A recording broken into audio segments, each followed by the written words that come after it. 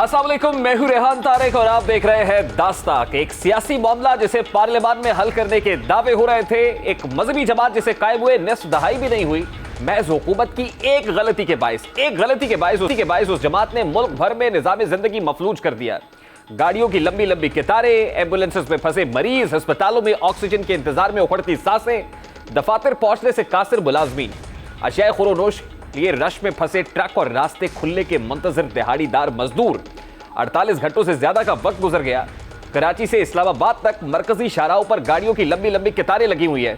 हुकूमत ने मंगल को मुजाहिरीन से आधी हाथों से निपटने का ऐलान किया, लेकिन इस ऐलान के भी 24 घंटे गुजरने के बाद वजीर दाखिला शेख रशीद अहमद ने मीडिया के सामने आकर एक बड़ा ऐलान कर दिया। शेख रशीद अहमद वफाकी हुकूमत ने हुकूमत पंजाब की सिफारिश पर तहरीक लब्बैक पर पाबंदी आयद करने का फैसला किया है। आज वफाकी वजीर दाखिला शेख रशीद अहमद साहब क्या कह रहे थे, सबसे पहले उसकी एक झलक आपके सामने रखता है। टेररिज्म एक्ट 1997 के रूल 11B के तहत तहरीक लब्बैक पाकिस्तान पर पाबंदी लगाने का फैसला किया गया और ये समरी पंजाब हुकूमत की सिफारिश के बाद अभी काबीना को भेजी जा रही है। पंजाब हुकूमत की सिफारिश के बाद यह समरी कैबिनेट को भेजी जा रही है। तहरीक लब्बैक पर पाबंदी आयद करने का फैसला हुआ है। वफाकी हुकूमत ने 16 नवंबर 2020 को इस्लामाबाद में मजहबी जमात से 4 नकात पर मुआहिदा किया था, जिनके तहत हुकूमत को 2 से 3 माह के अंदर पार्लियामान से कानून साजी के बाद फ्रांस के सफीर को वापस भेजना था। बादअज़ा एक और मुआहिदे के जरिए 20 अप्रैल से कबल मामला पार्लियामान में ले जाने पर इत्तफाक हुआ। इस दौरान 12 अप्रैल को साद रिजवी की गिरफ्तारी हालात खराब करने का बायस बनी। हुकूमत के पास 20 अप्रैल तक का मौका था। मुज़ाकरात के जरिए मामला हल करने की कोशिश की जानी चाहिए थी, लेकिन इस सारे असना के दौरान हुकूमती टीम महज तमाशाई बनी रही, जिसका खमियाजा 3 दिन से पाकिस्तानी अवाम भुगत रही है। हुकूमती टीम की नाकामी का एतराफ खुद वजीर दाखिला शेख रशीद किया। वो क्या कह रहे थे, जरा वो बयान भी आपके सामने रखता है। हमने नहीं हिकमत अमली बनाई हुई थी, उन्होंने बनाई हुई थी। वो वेल प्रिपेयर थे। उनके आज हम डोनेशन देने वालों को भी कहा, हमने जरा बाज़पुरस की है, वो बहुत तैयारी में थे। अब इस सारे मामले पर सवाल तो बहुत सारे हैं। सवाल यह है कि हुकूमत ने हाफिज साद रिजवी की गिरफ्तारी के बाद मजहबी जमात पर पाबंदी का दुरुस्त फैसला किया है। क्या इस फैसले से हालात बेहतर होंगे या मामलात मजीद कशीदगी की जानिब जाएंगे? सवाल तो यह भी है कि सियासी मामलात को गैर सियासी अंदाज में हल क्यों किया जा रहा है? वो हुकूमत जो माजी में मजहबी जमात की हामी रही है, अचानक इसके अंदाज में तब्दीली क्यों दिखाई दे रही है? माजी में क्या होता रहा है? माजी में यही जो आज वफाकी वजीर दाखिला शेख रशीद अहमद साहब वो क्या स्टेटमेंट्स देते रहे, जरा उसकी एक झलक भी आपके सामने रखता हूं। मैं हुकूमत को आखिरी वार्निंग देना चाहता हूं, वरना इस मुल्क में लब्बैक या रसूल अल्लाह की ऐसी तहरीक चलेगी, अकल के नाखन ले लें, वरना ये तमारी हुई लूटी हुई दौलत भी काम नहीं आएगी। ये फरसूदा निजाम को भी आग लगा देंगे और उस सारी सोचों का पाकिस्तान में जिंदा रहना मुश्किल कर देंगे। नवाज शरीफ अमेरिका के कहने पे खत्म नबूवत को छेड़ रहा। मैं इस असेंबली को आग लगा दूंगा, इस मुल्क को आग लगा दूंगा, इस असेंबली को आग लगाने की बात हो रही है, जलाओ घेराव की, मार दो मर जाओ की बात हो रही है। 126 दिन इस्लामाबाद में धरना, 2014 से 2018 तक धरनों, एहतजाज और मुजाहिरों की एक तारीख रखने वाली तहरीक इंसाफ माजी में पुरतशद्दुद मुजाहिरों की हामी रही है।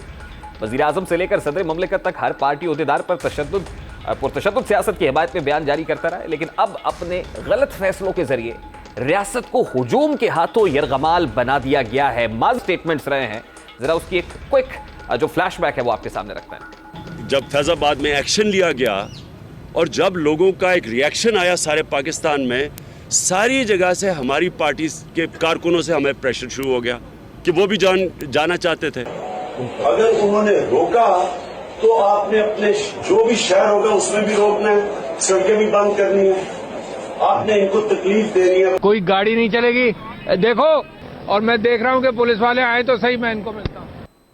माजी में जब तहरीक इंसाफ इक़्तिदार से बाहर थी, शोलों को मुसलसल हवा दी जाती रही, उस वक्त के वजीर आजम नवाज शरीफ ने भी ऑपोजिशन बिलखुसूस तहरीक इंसाफ को पुरतशद्दुद एहतजाज का जिम्मेदार करार दिया था। अगर माजी में पुरतशद्दुद मुजाहिरों की जिम्मेदार हुकूमत थी, तो मौजूदा एहतजाज के पीछे कौन है, सवाल तो बनता है।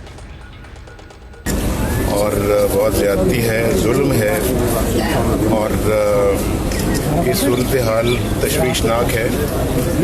सिर्फ हमारी पार्टी के लिए नहीं बल्कि पूरे मुल्क के लिए है। और मैं आपको एक बात बता दूं कि ये उसी का नतीजा है जो 1,000 रुपया बांटा गया था धरने में, और धरने के बाद तो 1,000 रुपया अगर ना बांटा जाता तो शायद आज ये नौबत ना आती। ये नवंबर 2018 साबिक वज़ीर आज़म नवाज शरीफ साहब का स्टेटेड पोजीशन है, उनका बयान है। यही मजहबी जमात थी, तहरीक इंसाफ भी यही थी। इसी दौरान 5 नवंबर से 26 नवंबर 2017 तक एक तवील धरना दिया गया। इसी धरने के खिलाफ सुप्रीम कोर्ट ऑफ पाकिस्तान ने एक तारीखी फैसला दिया था। 43 सफ़ात पर मुश्तमिल फैसले में सुप्रीम कोर्ट ने 12 मई वाक़े 2014 में पीटीआई और अवामी तहरीक के धरने और फैजाबाद धरने का जायजा लिया। तीनों वाक़यात का जायजा लेते हुए कहा कि 12 मई 2007 के जिम्मेदारान को कोई सजा नहीं दी गई। इस अमल से तहरीक लब्बैक को शय मिली। फैसले में वफाकी और सूबाई हुकूमतों को नफरत, इंतहा पसंदी, दहशतगर्दी फैलाने वालों की निगरानी का हुक्म देते हुए कहा कि 12 मई 2007 के वाक़े ने तशद्दुद को हवा दी। फैसले के मुताबिक सियासी जमात बनाना और एहतजाज आईनी हक है, मगर एहतजाज के हक से दूसरे के बुनियादी हुकूक मुतासर नहीं होने चाहिए। हर सियासी जमात के फंडिंग के जराए बताने के पाबंद है और इलेक्शन कमीशन कानून की खिलाफ वर्जी करने वाली सियासी जमात के खिलाफ कार्रवाई करे। आइन में एहतजाज का हक नहीं बल्कि जमहूरियत में एहतजाज का हक है। सुप्रीम कोर्ट के फैसले के मुताबिक फैजाबाद धरने के दौरान रियासत शहरियों के बुनियादी हुकूक को तहफ़्फ़ुज़ देने में मुकम्मल नाकाम रही। इदारों के दरमियान ताउन का फुकदान था। हुकूमत और कानून नाफिज करने वाले इदारों के पास कोई हिकमत अमली नहीं थी। वफाकी या सूबाई हुकूमत के खिलाफ नफरत अंगेजी बगावत के जुमरे में आती है, जिसकी सजा उम्र कैद है। किसी के खिलाफ फतवा देने वालों का ट्रायल इंसदाद दहशतगर्दी कानून के तहत होना चाहिए। फैसले में कहा गया कि तहरीक लब्बैक ने कानून की जुबान में गलती दुरुस्त करने के बावजूद धरना जारी रखा, जिससे जुड़वा शहर मफलूज हो गए और सुप्रीम कोर्ट समेत तमाम सरकारी गैर सरकारी इदारों का काम मुतासर हुआ। खत्म नबूवत सल्लल्लाहु अलैहि वसल्लम के मामले पर तस्हीह के बावजूद तहरीक लब्बैक ने मुसलमानों के जज्बात से खेला और धरना कायदीन ने धमकियों और गालियों के साथ नफरत फैलाई। 16,39,52,000 की इमलाक को नुकसान पहुंचाया गया और मुल्क में माशी सरगर्मियों को रोक दिया गया। कानून शिकने पर सजा नहीं होगी तो कानून शिकनों का हौसला बढ़ेगा। लेकिन पाकिस्तान तहरीक इंसाफ ने यह फैसला जारी होने के बाद सुप्रीम कोर्ट से रुजू किया।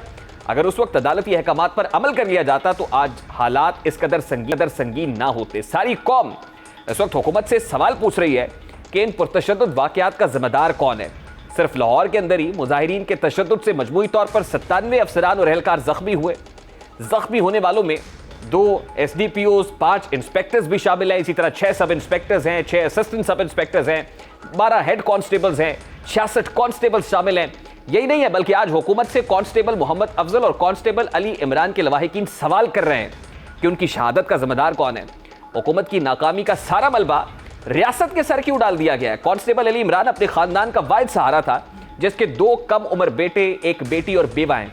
यही नहीं बल्कि अली इमरान अपने बूढ़े माँ बाप का सहारा होने के अलावा अपनी 5 बहन भाइयों में सबसे बड़े थे और उन सबका भी सहारा थे। ये 1 दर्जन से जायद लवाहिकीन हुकूमत और रियासत की जानिब देख रहे हैं। इस कत्ल का हिसाब कौन देगा, इस लहू का खिराज कौन अदा करेगा, हुकूमत एहतजाज पर काबू पाने में नाकाम क्यों हुई है। इन तमाम तर सवालात का जवाब देने की कोशिश करेंगे। इस वक्त सीनियर दिफाई brigadier major general retired Ejaz Hussain Awan साहब हमारे साथ मौजूद हैं। बहुत बहुत शुक्रिया जनरल साहब आपके वक्त के लिए। जनरल साहब, सबसे पहले तो ये फरमाइएगा कि एक मजहबी जमात के एहतजाज और धरने को जिस तरह से पॉलिटिकली हैंडल करने की कोशिश की गई है, आपको लगता है ये दुरुस्त इकदाम था? ये जो तहरीक तालिबान है, ये तहरीक लब्बैक पाकिस्तान है, इसके साथ भी 20 नवंबर को एक मुआहिदा किया गया कि हम आपके शेड्यूल 4 के जो लोग हैं, जो शेड्यूल 4 पे डाले गए हैं, उनके खिलाफ मुकदमात वापस करेंगे, उन्हें शेड्यूल 4 से निकाल देंगे और फ्रेंच एम्बेसडर के रिटर्न के मामले को पार्लियामेंट में डिस्कस किया जाएगा। मैं कहना ये चाहता हूं कि आप पोजीशन ऑफ वीकनेस में पहले दिन क्यों आते हैं? क्यों नहीं लॉ को पहले दिन से एनफोर्स किया जाता? Nip the evil in the bud का जो कानून है उस पर क्यों नहीं अमल किया जाता? पहले इनके साथ मुआहदे करते हैं, इनको हुजम बढ़ा देते हैं, इनमें एक हवा फूंक दी जाती है और फिर जब ये जिन बोतल से निकल आता है उसके बाद फिर लॉ एनफोर्समेंट एजेंसीज को इनके अगेंस्ट पिच करके तो इस हालात को कंट्रोल करने की कोशिश की जाती है। तो एजाजवाल साहब, इसका मतलब ये है कि सर मुतालबात को मानना या इनके साथ मुआहिदा करना was indeed a crisis management. उस वक्त क्राइसिस मैनेजमेंट करने की कोशिश की गई, वो हो गया, फायर फाइटिंग हुई और उसके बाद फिर मुतालबात मानने से इनकारी दिखाई हुकूमत। पॉलिटिकल गवर्नमेंट की तरफ से जिस तरह से इनको एंगेज किया जाना चाहिए था वो नहीं किया गया, आप ये कहने की कोशिश कर रहे हैं? जी मैं बिल्कुल यही कह रहा हूं कि जब पहले मुतालबा आप कर लेते हैं तो आप इन लोगों के स्लोगन को लेजिटिमाइज कर देते, और उस स्लोगन को जब लेजिटिमाइज कर दिया जाता है तो फिर इन लोगों की हौसला अफजाई होती है। पहले दिन से इनको कहें ये गलत काम है, फॉरेन पॉलिसी सड़कों पे बैठ के नहीं बनती, फॉरेन पॉलिसी इलेक्टेड रिप्रेजेंटेटिव्स बनाएंगे जो पार्लियामेंट में बैठे हैं। अगर ये पहले दिन से बात वाज़ेह कर दी जाए तो जो क्राइसिस आज मैनेज कर रहे हैं ये उस दिन मैनेज हो सकता था और न इतना नुकसान होता, न इस तरह की कैजुअलिटीज होती, न मुल्क में इस तरह की अफरा तफरी फैलती। बहरहाल देर आयत दुरुस्त आयत, अगर अब भी ये कदम उठाया तो फिर अपने जमीन पे जम के खड़े रहें और इसको हतमी अंजाम तक लेके जाएं। और जिन्होंने कौम का नुकसान किया है, जिन्होंने पुलिस के खिलाफ हथियार उठाए हैं, पुलिस के ऊपर तशद्दुद किया है, उनके खिलाफ कानूनी कार्रवाई करें और उन्हें अंजाम तक पहुंचाएं। आई विश कि मैं और आप ऐसा होता हुआ देखें। अच्छा, अब जैसे साहब देखिए, मजहबी तंजीम है लेकिन उसकी अपनी पॉलिटिकल फुटिंग्स भी हैं। वो सियासी तौर पर भी आपको पता है कि उसने 2018 का आम इंतखाबात में भी हिस्सा लिया, पंजाब के अंदर तीसरी बड़ी जमात बनकर उभरी। अब वफाकी हुकूमत की तरफ से उस जमात पर पाबंदी आयद करने का फैसला किया गया है। आपको लगता है कि ये इकदाम वफाकी हुकूमत का ये भी दुरुस्त है इस पर्सपेक्टिव के अंदर? देखें, जब कोई भी पॉलिटिकल विंग अपना मिलिटेंट विंग बना ले और वो तशद्दुद पर उतर आए और रियासत के अदारों पर हमला आवर होना शुरू हो जाए तो ऐसी चीज पर पाबंदी लगनी चाहिए। जुल्फकार अली भुट्टो ने तो नैब के ऊपर वैसे पाबंदी लगा दी थी वली खान की पार्टी पे, वो भी एक पॉलिटिकल एक्ट था जो उन्होंने किया जिसको बाद में आके अंडू कर दिया गया। इसी तरह ये जितनी हमारी मजहबी जमातें सियासत कर रही हैं, अनफॉर्चुनेटली इन्होंने अपना एक एक मिलिटेंट विंग तैयार किया हुआ है। आप मौलाना फजलुर रहमान को देखें, जब कभी ये धरने के लिए आते हैं तो एक डंडा बरदार खाकी वर्दियों में, खाकी शलवार कमीज में मुलव्वस एक फौज ले आते हैं। उन्होंने वो बाजार से लेकर कैप्स भी आर्मी जैसे पहने हुए होते हैं, डंडे भी उठा लेते हैं और फिर वो एक पुरतशद्दुद ग्रुप बन जाता है। एजाज साहब, डोंट यू थिंक कि वी नीड टू डिटरमिन कि who is basically responsible for that? कि अगर ये मिलिटेंट विंग पनपते हैं, फलते फूलते हैं, तो ये रिस्पांसिबिलिटी किसकी है? कौन इनको फलने फूलने का मौका देता है? अगर जिस तंजीम पर अभी पाबंदी की बात हो रही है सर, 2018 में इंतखाब लड़ा, फैजाबाद धरना भी याद है। This isn't happened for the first time sir, पहले भी हुआ लेकिन इससे पहले कोई ऐसा स्टर्न एक्शन नहीं देखा गया। आप मौलाना फजलुर रहमान की जमात की बात कर रहे हैं, तो ये इसकी जो पीछे रियलिटी है या जो असल में रूट कॉज है, इसको क्यों नहीं देखा जाता एजाजवाल साहब? देखो, रूट कॉज को ही देखना चाहिए। इनको किसी भी आदमी ने मिलिटेंट विंग बनाने के लिए, पॉलिटिकल पार्टीज बनाने का लाइसेंस नहीं दिया। जो मुल्क में सियासत होगी वो आइन के अंदर रह गई होगी। अगर इससे मावरा होके किसी ने दहशतगर्दी करनी है, किसी ने जो नॉन स्टेट एक्टर्स बन के दहशतगर्दी करनी है मुल्क के अंदर या मुल्क के बाहर, तो फिर वो कानून से मावरा कार्रवाई कर रहे हैं और उनके खिलाफ फिर वही अमली कदम उठाना चाहिए जो रियासत अपनी रिट एस्टेब्लिश करने के लिए उठाती है। एजाजवाल साहब, मेरा बड़ा सादा सा सवाल है सर कि इन्हें फलने फूलने का मौका कौन देता? ये विंग्स बनाता कौन है सर? इनके पीछे कौन होता है? पहले बनाए जाते हैं और उसके बाद फिर यही रियासत के अगेंस्ट खड़े हो जाते हैं और फिर रियासत को एक्शन लेना पड़ता है। मेरे भाई, जो आप कहने की कोशिश कर रहे हैं मैं उसको बहुत अच्छी तरह समझ रहा हूं। मैं आपको ये कहने की कोशिश कर रहा हूं कि हुकूमत वक्त, चाहे वो किसी मिलिट्री डिक्टेटर की हुकूमत हो या पॉलिटिकली इलेक्टेड प्राइम मिनिस्टर का दौर हो, इन तमाम हुकूमतों की जिम्मेदारी है कि नॉन स्टेट एक्टर्स हुकूमत की पॉलिसी रन नहीं करेंगे, वो गवर्नमेंट ऑफ द डे को डिक्टेट नहीं करेंगे। तो ये जिसने भी गलती की, चाहे वो मिलिट्री डिक्टेटर था या पॉलिटिशियन था, गलत होता है। वो आज दुरुस्त और कल गलत नहीं होगा। तो अगर गलती है और आप माजी में ही रहना चाहते हैं तो फिर माजी में चले जाएं वापस। तारीख आगे की तरफ बढ़ती है, घड़ी की सुइयां आगे चलती हैं, पीछे नहीं चलती। माजी से सबक सीखा जाता है। तो अगर माजी से सबक सीखकर तमाम लोग इसको करेक्शन अप्लाई करना चाहते हैं तो this is the time to apply correction. और किसी नॉन स्टेट एक्टर को इजाजत नहीं होनी चाहिए कि वो हुकूमत को ब्लैकमेल करके, अदारों के ऊपर दस्तदराजी करके पुलिस और रेंजर्स के ऊपर हमला आवर होकर हुकूमत को डिक्टेट करें कि पॉलिसी कैसे बनानी है। एजाज साहब देखिए, आपको लगता है कि by this action now the chapter is closed, मामला खत्म हो गया है और अब इसका कोई रिवर्सल नहीं होगा, ये फिर सर नहीं उठाएगा, या आपको लगता है कि फिर कोई ना कोई गवर्नमेंट किसी जगह पे वीक ग्राउंड के ऊपर फिर मौका देगी कि इसी तरह से मिलिटेंट विंग सर उठाए और फिर वो रियासत की रेट को चैलेंज करे? मैं चाहूंगा कि इसका रिवर्सल ना हो। अगर श्योर फुटेड अप्रोच है, एक असूली मौका इख्तियार किया है, तो वट एवर द कास्ट इसको लॉजिकल मंतकी अंजाम तक लेकर जाएं और उन लोगों को करार वाकई सजा दें जो मुल्क को ब्लैकमेल करके पॉलिसीज बनवाना चाहते हैं, जो लॉ एनफोर्समेंट एजेंसीज के ऊपर हमला आवर होना चाहते हैं, जो स्टेट एसेट्स को डैमेज करते हैं, उनको वही सजा देनी चाहिए जो आईन में मुकर्रर है और इसमें कोई रियायत नहीं होनी चाहिए। अच्छा, आप ये कह रहे हैं कि ऐसा नहीं होना चाहिए, लेकिन अगर हुआ, मतलब किसी ना किसी जगह पर कोई ना कोई शक शुबा तो मौजूद है कि हो सकता है। आपको लगता है सर कि तमाम इदारे जो है वो सेम पेज पर है इस मामले को लेकर, खास तौर पे पर्टिकुलरली? और फिर मैं नेशनल एक्शन प्लान से मुताल्लिक भी बताएगा कि आपको क्या लगता है कि किसी जगह पर भूल हुई है?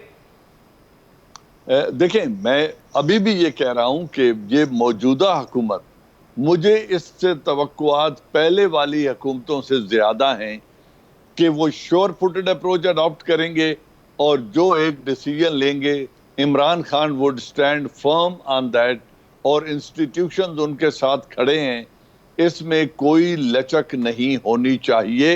अगर ऐसा हुआ तो बहुत बड़ी बदकिस्मती होगी। अच्छा एजाज साहब, last but not the least sir, Imran Khan government ही है जिसने इस मामले को पॉलिटिकली मिस हैंडल किया है। जिस तरह एंगेज किया जाना चाहिए था, पहले मुआहिदा ना करते, अगर यही करना था या तो फिर उस वक्त उसको मामले को बेहतर तौर पर टैकल कर लिया जाता।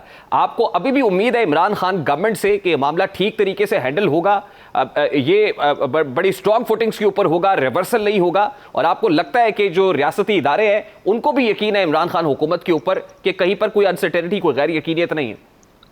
मैंने इमरान खान की जात का नाम लिया है कि ही विल नॉट बज एन इंच।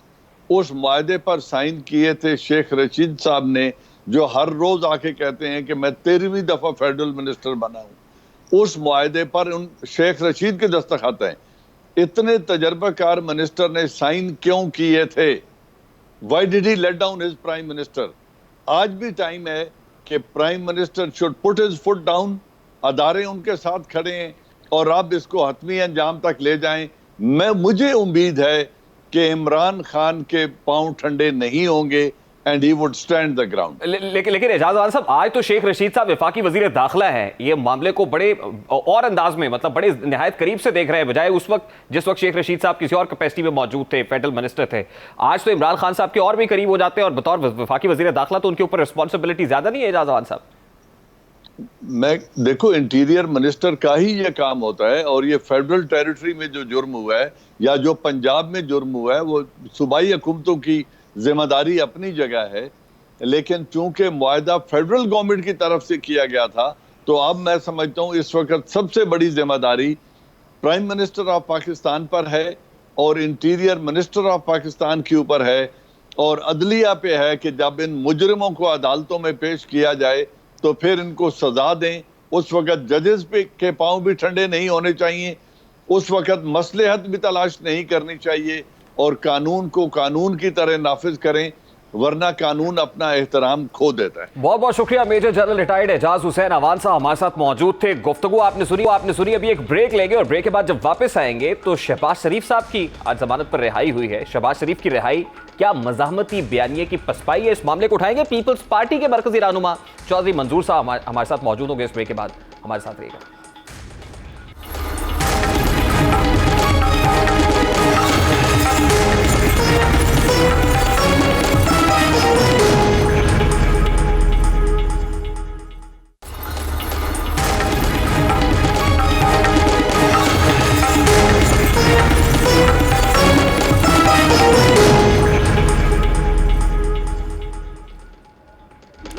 Welcome back. आज लाहौर हाई कोर्ट ने मनी लॉन्ड्रिंग केस में कौमी असेंबली में ऑपोजिशन लीडर शहबाज शरीफ की जमानत मंजूर कर ली है।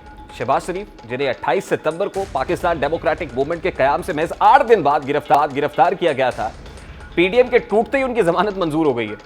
शहबाज शरीफ की जमानत मंजूर होने से महज एक दिन कबल वजीर आजम के मुआविन खुसूसी डॉक्टर शहबाज गिल ने जमानत मंजूरी की खबर दी। उन्होंने अपनी ट्वीट में मरियम नवाज को मुखातिब करते हुए लिखा कि आज कोई अपना फोन बार बार चेक कर रही है, डर है कि कहीं उनका कोई बहुत अपना जेल से बाहर ना आ जाए, क्योंकि अगर आ गया तो उनको मुकम्मल साइलेंट मोड इख्तियार करना पड़ेगा। जैसे डस्का में उनको सीन से गायब होना पड़ा, वैसे ही हर जगह से सियासी तौर पर गायब होना पड़ेगा। सवाल यह है कि जमानत से कबल जमानत की खबर किसने दी? क्या हुकूमत फैसलों पर असरअंदाज हो रही है? सिर्फ हुकूमत ही नहीं बल्कि पाकिस्तान पीपल्स पार्टी भी शहबाज शरीफ की जमानत से मुताल्लिक दावा कर चुकी है। हमारे ही प्रोग्राम में चौधरी मंजूर साहब पाकिस्तान पीपल्स पार्टी के रहनुमा ये दावा कर चुके हैं शहबाज शरीफ की जमानत होने वाली है। अब सवाल यह है कि पीडीएम बनते ही शहबाज शरीफ जेल में चले गए, जबकि इख्तलाफात में शिद्दत आते ही जो मामला हुआ, पीडीएम तितर बितर हुई, उनकी जमानत हो गई। क्या ये हुस्न इत्तफाक है या अपोजिशन लीडर ने जानबूझकर इत्तेहादी सियासत पर जेल को तरजीह दी है?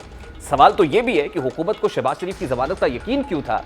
पीपल्स पार्टी शहबाज शरीफ की जमानत के लिए पुरुमीद क्यों थी? क्या पीपल्स पार्टी मज़ाहमत की बजाय मफाहमती सियासत का साथ देगी? इन तमाम तर सवालात का जवाब देने की कोशिश पीपल्स पार्टी के मरकजी रहनुमा चौधरी मंजूर हमारे साथ मौजूद है। बहुत बहुत शुक्रिया चौधरी साहब आपके वक्त के लिए। सर, सबसे पहले तो ये फरमाइएगा, आपने हमारी प्रोग्राम में इंकशाफ किया था कि ऑपोजिशन लीडर शहबाज शरीफ साहब की जमानत होने वाली है। क्या आपने अपनी मालूमात की बुनियाद पर यह कहा था या तजर्बे की बुनियाद पर आपको अंदाजा था कि शहबाज शरीफ साहब बाहर आने वाले हैं?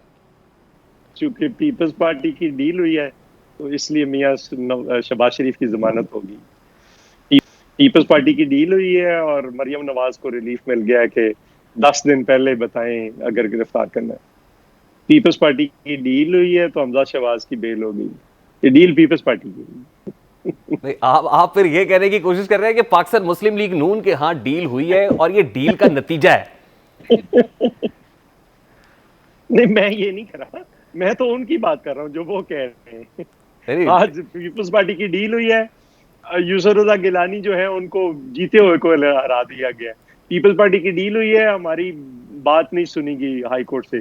पीपल्स पार्टी की डील हुई है, आज 7वीं बार डीलिस्ट कर दिया गया केस खुर्शीद शाह साहब का, 7वीं बार सुप्रीम कोर्ट के अंदर। साहब, कितनी मुज़क्का खेज बात है कि पाकिस्तान पीपल्स पार्टी डील कर रही है और डील का आउटकम पाकिस्तान मुस्लिम लीग नून को मिल रहा है। चौधरी साहब जी हाँ, ये है इस मुल्क का कमाल की सियासत। नहीं, इसका मतलब तो कुछ और है चौधरी साहब। इसका मतलब तो ये है कि अगर मरियम नवाज साहिबा को नैब गिरफ्तार करने से 10 रोज पहले बताएगी हमजा साहब बाहर आ गए हैं, शहबाज शरीफ साहब को रिलीफ मिल गया है, ये सब कुछ हो रहा है at this point in time. कोई ऐसा फैसला देखा है?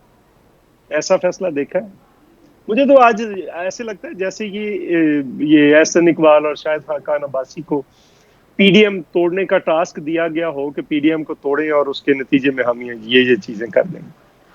तो उन्होंने शौरी तौर पर पीडीएम को तोड़ दिया। आज मैंने इनके लिए मुस्लिम लीग लंदन की तरफ से ये सियासी टारगेट किलर्स हैं एहसन इकबाल और ये शाहिद खान अब्बासी, उन्होंने पहले पीडीएम को तोड़ा है, अब नून लीग के अंदर से भी कोई किलिंग करेंगे।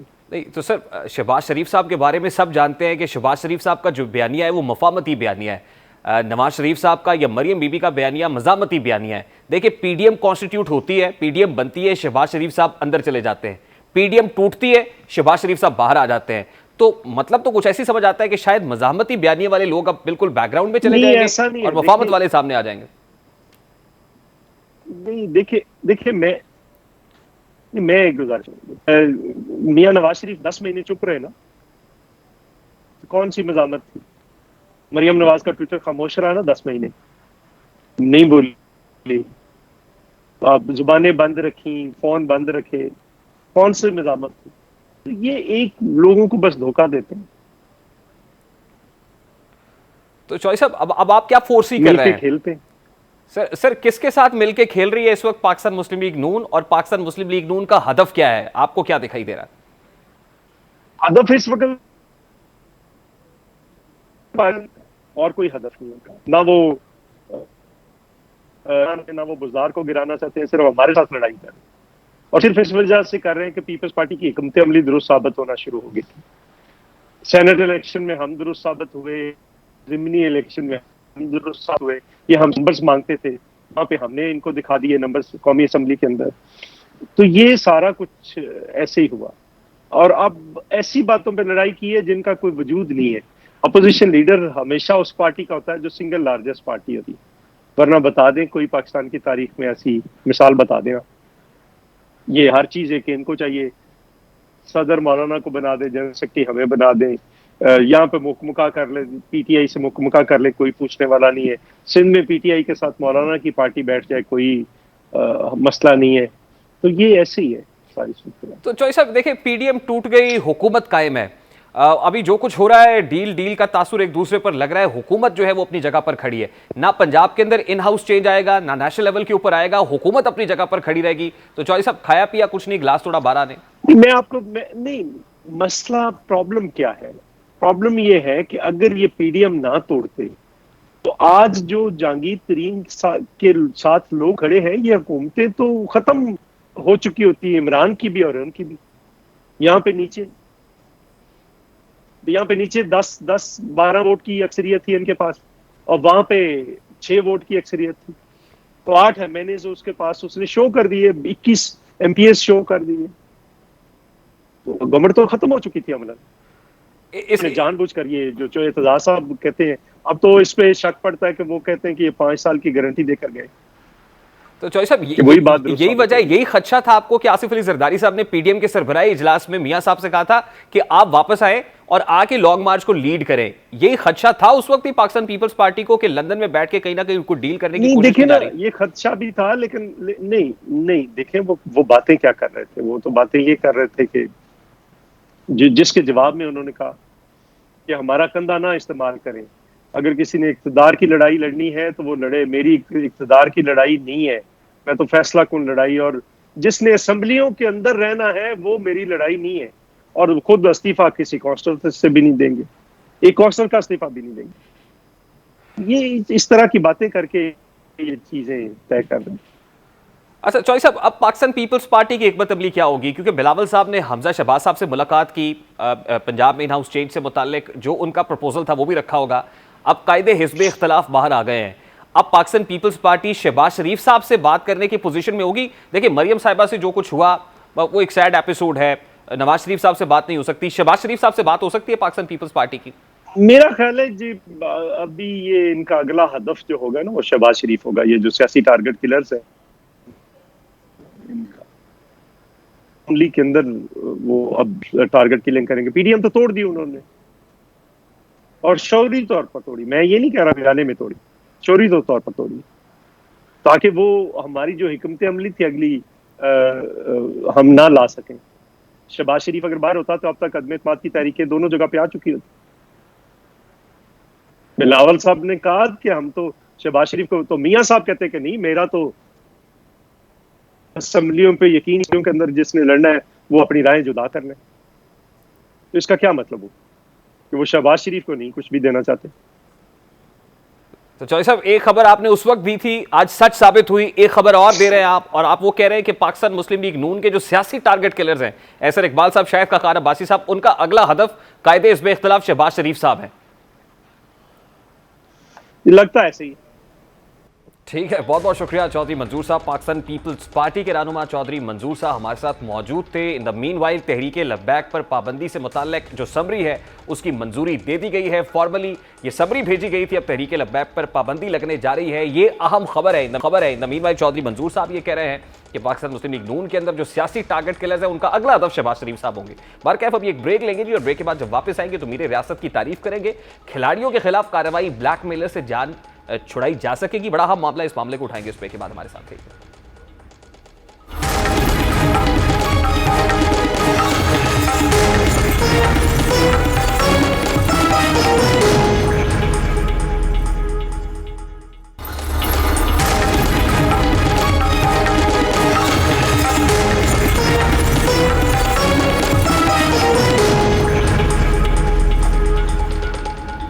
Welcome back.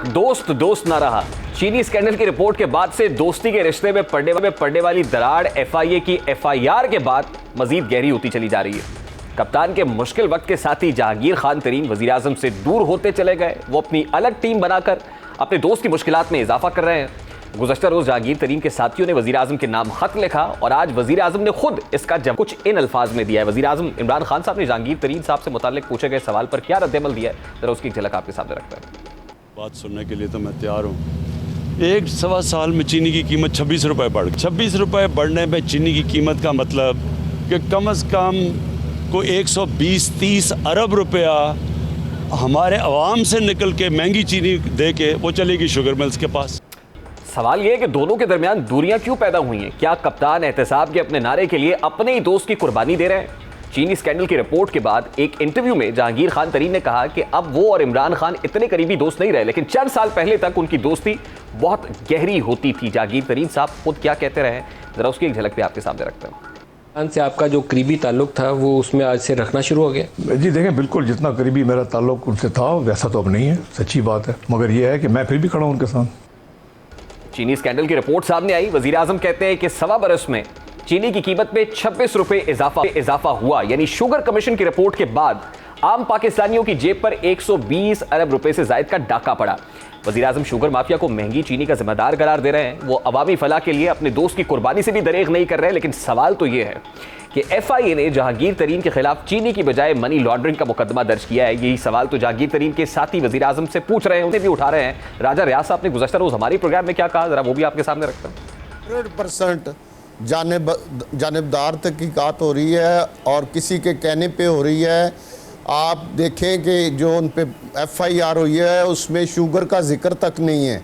वो सिर्फ FIR झूठी और बोगस जो उनकी लिमिटेड कंपनियां हैं उन्होंने जो कोई चीज़ें खरीदी हैं।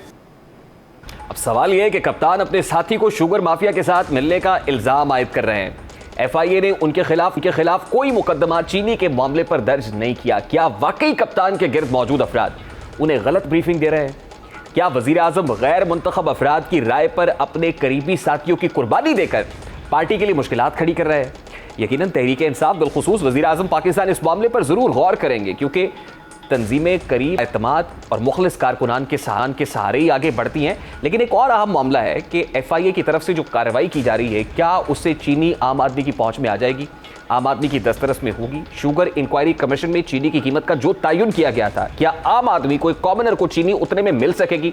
माह मुकद्दस है और जो सूरत हाल है, चीनी पहुंच से बाहर होती चली जा रही है। आम आदमी लाइनों में लगा हुआ है, कितार अंदर कितार, एक भीड़ दिखाई देती है। और ऐसे में जब कोविड की 3rd वेव भी है तो सोचने की बात तो है कि क्या चीनी आम आदमी को मिल सकेगी? जहांगीर तरीन साहब के खिलाफ जो भी एक्शन हो रहा है वो कितना उसकी आउटकम बेहतर होती है, क्या कंक्लूसिव हो सकता है, यानी ये तो वक्त बताएगा। अभी एक ब्रेक लेते हैं जी। ब्रेक के बाद जब वापस आएंगे तो फिर बात करेंगे कि हुकूमत आवाम का एतमाद क्यों खो रही है। गैलप की तरफ से एक सर्वे किया गया है, उस सर्वे के नताइज आपके सामने रखेंगे। इस ब्रेक के बाद हमारे साथ रहिए।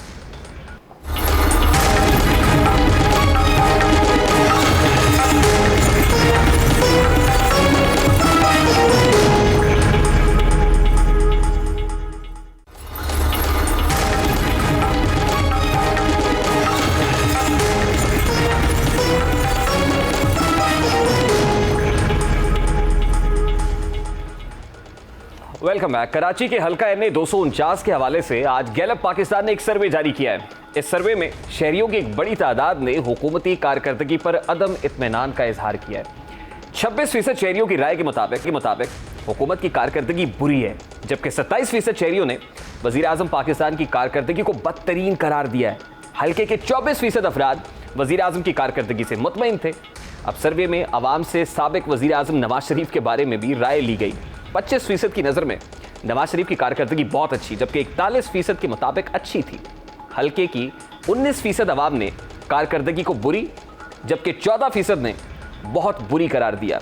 हल्के की 54% अवाम वफाकी हुकूमत की कारकर्दगी से मायूस है। अब ये सर्वे दर हकीकत मौजूदा हुकूमत और कराची की दावेदार सियासी क़यादत के लिए इंतहाई अहम है। सर्वे में शरीक 27% अफराद ने मुस्लिम लीग नून की हिमायत का ऐलान किया, जबकि महज 17%, सिर्फ 17% शहरियों ने तहरीक इंसाफ को वोट देने के इरादे का इजहार किया है। MQM की हिमायत में 13%, MQM पाकिस्तान तहरीक इंसाफ की इत्तेहादी है, सिर्फ 13% लोगों ने MQM के हवाले से राय दी है। हल्के की आवाम से तहरीक इंसाफ को वोट देने के मामले पर सवाल किया गया तो 40% आवाम ने तहरीक इंसाफ को वोट देने से मुकम्मल तौर पर इनकार किया है। ये सर्वे कराची के एक हल्के का है, MA 2 से मुताल्लिक है।